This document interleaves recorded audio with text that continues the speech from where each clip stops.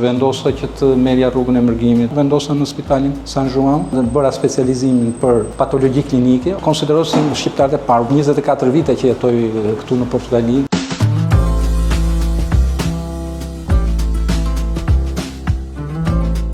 Fakultetin e mjekësisë kam kryer në vitin 1994 në Universitetin e Tiranës, në Tereza.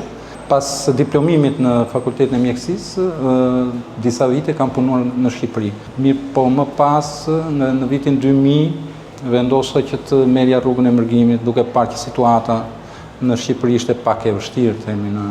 Jo vetëm për arsye ekonomike, por më tepër arsyet e sistemit. Nuk përshtateshin me mënyrën time të parit jetës dhe si në punë dhe në gjitha në familje, ashtu dhe në shoqëri.